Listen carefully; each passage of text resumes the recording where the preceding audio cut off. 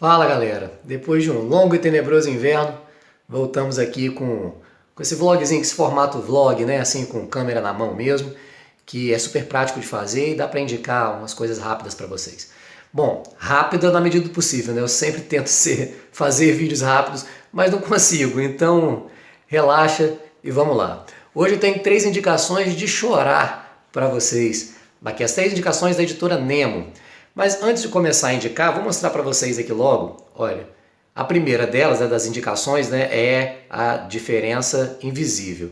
E vocês estão vendo que eu estou lendo aqui, que eu li no tablet, as 3 leituras que eu vou mostrar para vocês, eu li no tablet. Isso aqui é um recurso muito legal, principalmente para driblar a crise, tá? Porque em obras assim, aliás, obras autobiográficas como essa, eu sempre tento dar uma olhadinha no formato dele, na diagramação e se ele vai se adaptar bem para o Kindle, porque geralmente a gente consegue preços muito interessantes no Kindle, diferenças grandes da versão impressa para a versão em e-book, assim. Então vale a pena, eu não me incomodo nem um pouco, como vocês estão vendo aqui, ó, o formato fica perfeito e parece o livro.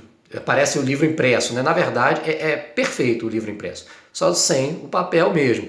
Eu sinto falta do papel, mas em época de crise, né, que não dá para pegar tudo, é uma ótima alternativa, tá? E as histórias compensam pra caramba.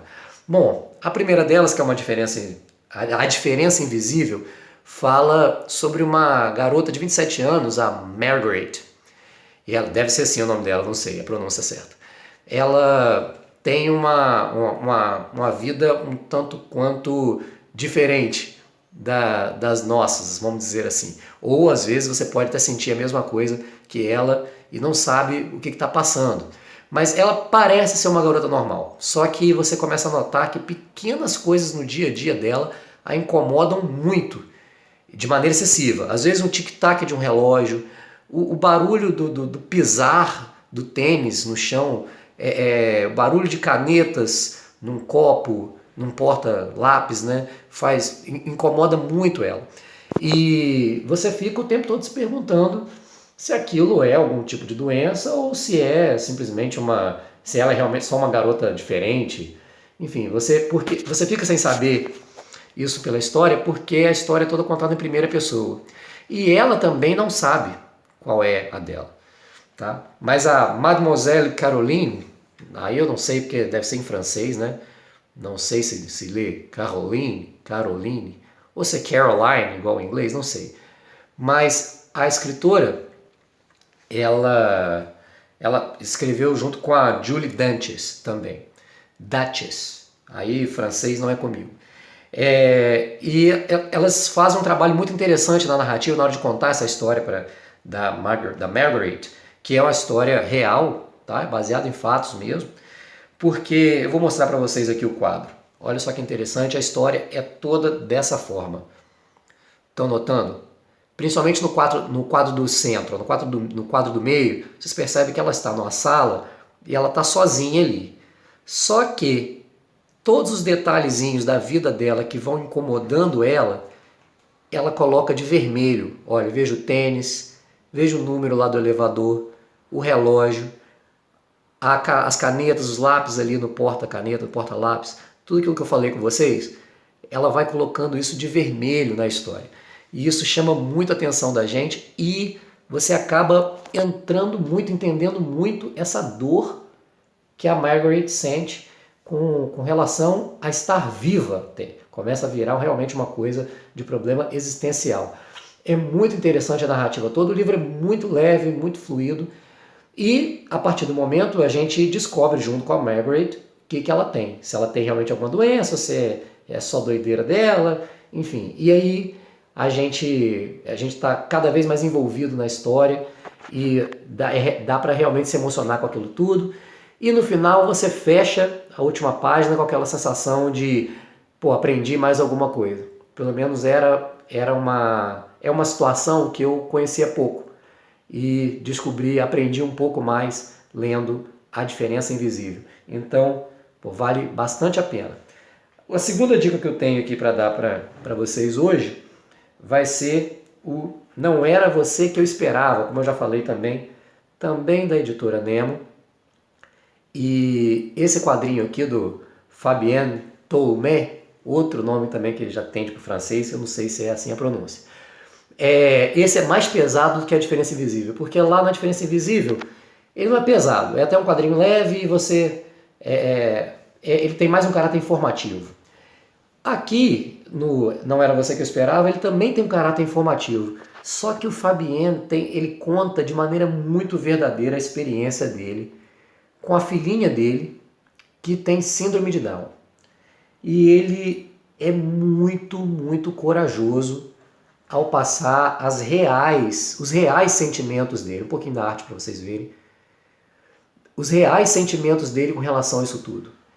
Gente, não é fácil vir publicamente dizer que você não queria aquele bebê. E que acima de tudo... Aí você fica... Eu, pelo menos, quando peguei isso aqui, fiquei logo imaginando que eu iria ver aquelas obras do tipo... aquelas histórias que sempre acontecem, né? E sempre é assim mesmo, né? Que quando uma família recebe uma criança com filho com síndrome de Down, sempre a gente tem aqueles relatos de como eu cresci com aquilo, e como eu aprendi a amar com aquilo, e como as crianças de síndrome de Down são mais amáveis, e ensinam bastante coisa a gente, tal. Não é do engano, o Fabien, ele tipo, assim, ele parte do princípio de que a gente sabe que esse tipo de coisa acontece. Então ele conta tudo que a gente, na verdade, não sabe sobre o que é receber uma criança com síndrome de Down. Mas, na verdade, não só assim, com relação ao tratamento, que ele também mostra tudo, mas principalmente com os sentimentos dele. Ele não esconde nada. E ele conta como foi duro para ele se adaptar àquilo, aprender a amar aquela criança. Eu tenho um filhinho de 3 anos, então cada página que eu passava, eu ficava assim, impressionado, tipo achando que a cada página, na próxima página, agora vai acontecer a virada, agora ele vai se apegar à criança. E ele leva aquilo até a última página, como eu falei para vocês, partindo do pressuposto que a gente já imagina que um dia ele vai se apegar à criança, ele vai se adaptar à criança. E o negócio é pesado, porque ele não esconde como aquilo foi difícil para ele. Realmente é uma grande leitura que vale muito a pena também. E a terceira leitura aqui, terceira dica para vocês, é um quadrinho mais da moda. Tá todo mundo lendo, todo mundo falando de Rosalie Lightning. Tá? Também da editora Nemo, tá, gente? Esse quadrinho aqui é do Tom Hart. É mais uma obra autobiográfica. E o Tom Hart vem narrando pra gente aqui a história do luto dele quando ele perdeu uma filhinha de 2 anos, se eu não estou enganado. Então, como eu já falei para vocês, né, eu tenho um filho de 3 anos no momento, na data desse vídeo. Meu filho tem 3 anos. Então, você já imagina que para mim isso aqui foi uma leitura bem difícil. Principalmente porque o Tom Hart também ele usa o quadrinho não só para contar a história de como o filho morreu, a filha morreu e tal. Ele usa o quadrinho para expurgar aquele luto, toda aquela tristeza que ele está sentindo. Então, assim, é uma leitura pesada, como eu falei, né, eu comecei do leve para o mais pesado. Então, esse aqui foi o mais pesado dele, dos 3, e é uma das leituras mais pesadas que eu já vi em quadrinhos, tá? Porque ele usa a nona arte para expor o luto dele. E parece que ele fez isso através da escrita. Que ali parece não, ele diz isso aqui nos quadrinhos. Tem um certo momento, inclusive uma certa passagem aqui, que aconselham ele a ir para psicólogo. Não, ele vai para o psicólogo e o psicólogo diz para ele poder... faz aquele tipo de tratamento para ele poder socar um boneco, socar um saco, né, para ele poder, através da força física ali, colocar para fora o que ele está sentindo. Aí ele vira, meio que quebrando a quarta parede, né, porque ele está contando a história pra gente, ele quebra a quarta parede e diz: tá, doutor, isso aí eu já sei, eu já sei onde é que você quer chegar com isso, mas eu já tenho a minha válvula de escape, eu estou escrevendo o livro, eu estou fazendo um quadrinho da minha história toda, então eu já estou conseguindo expurgar isso. Só que você acompanha esse processo todo até lá. Então é bem complicado. Teve momentos que eu não consegui ler direto. Eu tive que parar várias vezes, peguei outra coisa para ler, porque o negócio foi bem complicado. Eu estou passando aqui um pouquinho para poder mostrar um pouquinho da arte para vocês, que talvez seja o ponto fraco, né? E geralmente em obras autobiográficas, a arte não é assim a coisa mais importante, né? A narrativa e a história em si são mais importantes.